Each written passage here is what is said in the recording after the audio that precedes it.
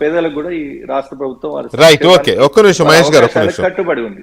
ఒక్క నిమిషం శ్రవణ్ గారు. ఇక్కడ సరే మనం ఉన్నంతలో మెయిన్ పాయింట్స్ మనం డిస్కస్ చేసాం. కాకపోతే ఇక్కడ ఒక కాంట్రడిక్టరీ స్టేట్మెంట్స్ కనబడుతున్నాయి నాకు పొలిటికల్ పార్టీస్ వైపు నుంచి.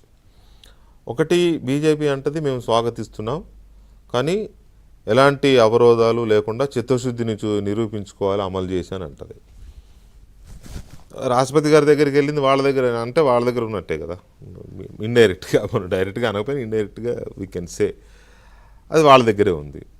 అంటే చిత్తశుద్ధి ఎవరు నిరూపించుకోవాలి ఏంటి అనేది అదొక పాయింట్ వస్తుంది. రెండో కాంట్రడిక్టరీ బీఆర్ఎస్ వైపు నుంచి కవిత గారి వైపు నుంచి వస్తుంది.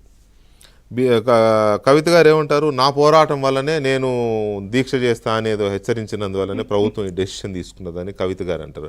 అఫ్కోర్స్ అది బీఆర్ఎస్ ఓన్ చేసుకుంటుందో బీఆర్ఎస్కి సంబంధం ఉందో లేదో నాకు తెలియదు. బీఆర్ఎస్ కూడా కోరింది కదా సార్ 42%. నేను కవిత గారి గురించి చెప్తున్నా. బీఆర్ఎస్ ఏమంటది, మా పోరాటం వల్లనే వచ్చింది అని చెప్పి బీఆర్ఎస్ అంటది. తీరా వచ్చింది అంటారు, వచ్చిన తర్వాత ఏమో రంధ్రాన్వేషణ జరుగుతోంది ఇక్కడ.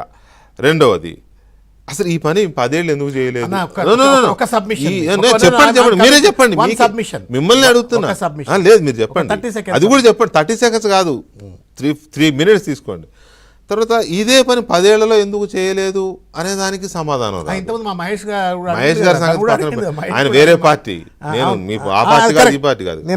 సో అప్పుడు లేదు కదా, వీటికి ఏంటి సమాధానం? బ్రీఫ్ గా మీరే చెప్పండి. 2-3 ముచ్చట్లు మీరు రంధ్రాన్వేషణ ఒకటి అన్నారు, 10 ఏళ్లలో ఎందుకు అన్నారు. బీసీ రిజర్వేషన్లు స్థానిక సంస్థల్లో పెంచడానికి 240, 243D, 243T ఇవన్నీ ఉన్నాయి. అంతా ఒకటైనా తగ్గించారని కూడా నేను చెప్తాను. నాకు కొంత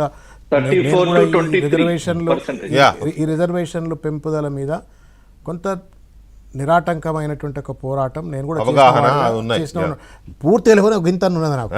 2018లో నేను national spokesperson in the capacity of a national spokesperson of the chief spokesperson and general secretary అప్పుడు 2018లో.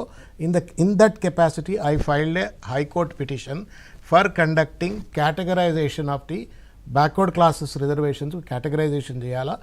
ఎందుకు కేటగరైజేషన్ చేయమంటున్నామంటే మొత్తం 130 కులాలలో 120 కులాలు అసలు ఒక్కసారి కూడా పదవి యోగ్యం లభించలేదు వాళ్లకు. కాబట్టి మీరు కేటగరైజేషన్ చేసి ఎట్లయితే విద్యా ఉపాధిలో ABCD చేయాలో స్థానిక సంస్థల్లో కూడా చేయాలా, దానికోసం ఎంపెరికల్ స్టడీ చేయాలా అని చెప్పని నేను కోర్టులో కేసు వేస్తే 2018 ఫ్యాగ్ అండ్ టైంలో జస్టిస్ రామచంద్రరావు గారు హైకోర్టులో హీ గేవ్ ఎ వర్డిక్ట్. ఆయన ఎంపెరికల్ స్టడీ చేయమని చెప్పిండ్రు. అదే టైంలో అనూహ్యమైనటువంటి ఒక పరిస్థితి నాకు బాగా గుర్తు. ఆర్డర్ వచ్చింది, సంతోషంగా ఉన్నాం. With in short span of time అప్పుడు గవర్నమెంట్ డిజాల్వ్ అయిపోయింది. 18లో ఎలక్షన్స్ వచ్చేసినాయి. ఎలక్షన్స్ వచ్చిన తర్వాత 2019లో వాళ్ళు అధికారంలోకి వచ్చి ఆ మంత్రి గారు కూర్పునే లోపే మళ్ళీ హైకోర్టు ఇప్పుడు ఎట్లయితే హైకోర్టు సెప్టెంబర్ లోపు మీరు లోకల్ బాడీ ఎన్నికలు కండక్ట్ చేయాలని చెప్పిందో 2019లో కూడా మీరు లోకల్ బాడీ ఎన్నికలు కండక్ట్ చేయాలని చెప్పేసిండ్రు. ఆ ఎంపెరికల్ స్టడీ అయితే జస్టిస్ రామచంద్రరావు ఇచ్చిండ్రు, ఆ ఎంపెరికల్ స్టడీ జరగలేదు సరిగ్గా. మొత్తానికి తదనంతరం తర్వాత 21లో కూడా మళ్ళీ కేసు వేసినా మొత్తానికి అది జరుగుతూ వచ్చింది. నేను చెప్పొచ్చేది ఏంటి అంటే ఇవాళ ఆ రోజు మన మహేష్ గారు అంటూ అప్పుడు మేము 23% ఇచ్చిండ్రు అని చెప్పని దానికి కూడా 50% రిజర్వేషన్ల కంటే ఒక్కటి కూడా ఎక్కువ పెంచడానికి వీలు లేదు అన్నది గవాయి జడ్జిమెంట్ కావచ్చు, అంతకుముందు ఉన్న కృష్ణమూర్తి జడ్జిమెంట్ కావచ్చు, ట్రిపుల్ టెస్ట్ ఏదైతే చెప్తా ఉన్నాం కదా దాంట్లో 50% రిజర్వేషన్ ఇందిరాసాని జడ్జిమెంట్ కావచ్చు దాటొద్దని చెప్పిన దాని మీద 10% అందులో ఇంకొక క్లాజ్ కూడా ఉంది, 50% దాటొద్దు కానీ అనుకూలమైన అంటే దానికి సానుకూలమైన పరిస్థితులు లేకపోతే అది చూపించాలి.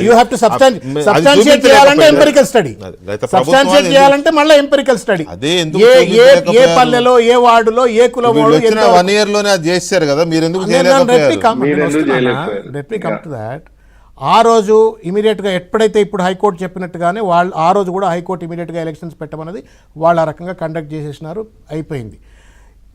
అప్పుడు కూడా 23% బీసీలకు తగ్గించిండ్రు అని చెప్పని మీరు అంటున్నారు కదా. 23 అది 15 SCలు 10 ఎస్టీలు, ఆ ఎస్టీలకు కూడా ఏంటంటే తండాలు ఎస్టీలు 100% ఎస్టీలు ఉన్నాయని కూడా తండాలు ఎస్టీలకే ఇవ్వాలన్న దాని పట్ల ఎస్టీలకు రిజర్వేషన్ ఎక్కువ పెరిగిపోయి 50% అక్కడ ప్యాక్ అయిపోయింది. యూ హ్యావ్ నో ఆపట్లేదు. ప్రజలకు అర్థం కాని విషయాలు చెప్పడం కంటే అర్థమయ్యే చెప్తున్నా. నా క్వశ్చన్ స్ట్రైట్ ఏంటది అంటే, మీ పార్టీ స్టేట్మెంట్స్ లో కాంట్రడిక్టరీ కనపడుతుంది. ఏం కాంట్రడిక్షన్? అదే మళ్ళీ ఒకసారి మీరు చూస్తుండ్రు అట్లా. సరే, మీరు నన్ను అలా అన్నా కూడా నేనేం బాధపడను. నేను అనేది ఏంటంటే, ఎట్లా కాంట్రడిక్షన్? మా పోరాటాలు రాసుకుంటాను. మా పోరాటాల వల్లనే ఇది వచ్చింది అని ఒక మాట, దీంట్లో చిత్తశుద్ధి లేదు, లీగాలిటీస్ ఉన్నాయనేది రెండో మాట. ఓకే, మా పోరాటాల వల్ల వచ్చింది అన్నప్పుడు వచ్చినట్టే కదా. ఇక మళ్ళీ లీగాలిటీస్ ఉన్నాయి, లేకపోతే అది కుదరదు ఇది కుదరదు అనే మళ్ళీ దాన్ని రంధ్రాన్ని వేసిన అనకపోతే ఏమనాలి? నాకు తెలిసిన భాష మరి మీకు తెలిసిన భాషకే నేను చెప్తాను. చెప్పండి. ఇక 42% బీసీలకు రిజర్వేషన్ ఇవ్వాలన్నటువంటిది బీఆర్ఎస్ డిక్లరేషన్ కాదు, అది కాంగ్రెస్ డిక్లరేషను. ఆ డిక్లరేషన్ తర్వాత 6 నెలల్లో మీరు కాస్ట్ సెన్సస్ చేస్తా అని చెప్పినటువంటి ఒక రేవంత్ రెడ్డి గారి ప్రభుత్వం ఎన్ని నెలలు చేసి పట్టించిందో మీకే తెలుసు. నేను దాని గురించి ఎక్కువ చర్చ చేయను. మీరు కావాలంటే కామారెడ్డి డిక్లరేషన్ చూడండి. ఎప్పుడైతే లేట్ చేస్తున్నటువంటి ఒక ధర్మిలా నిరంతరంగా ఒక బీఆర్ఎస్ఓ బీజేపీ కాదు, రాష్ట్రంలో ఉన్న చిరంజీవులు గారు కావచ్చు, నరహరి గారు కావచ్చు, తీర్మార్ మల్లన్న కావచ్చు, లేకపోతే ఆర్ కృష్ణయ్య కావచ్చు, రాష్ట్రంలో ఉన్న అనేక బీసీ సంఘాలు నువ్వు కులగణన 6 నెలల్లో చేస్తా అన్నావు, ఎందుకు చేయట్లేవు? 42% రిజర్వేషన్ ఇస్తా అన్నావు, ఇమీడియట్గా అమలు చేయి, తర్వాత కేటగరైజేషన్ అమలు చేస్తా అన్నావు, చెయ్యి అని చెప్పని ప్రభుత్వంలోకి వచ్చిన 5వ నెల నుంచి మొదలుపెట్టిన గొడవ. ఆ గొడవ పెట్టిన దాంట్లో బీఆర్ఎస్ కూడా ఉంది. కాబట్టి నేను పోరాటం చేయలేదు, నేను అడగకుండా మూతి టేపేసుకొని కూర్చున్నా అని చెప్పని నన్ను అనమంటే నేను అనడానికి సిద్ధంగా లేదు. వాళ్ళు ఒకవేళ 6 నెలలు పోరాటం చేయలేదని నేను అనలేదు. కంప్లీట్ చేయండి. మా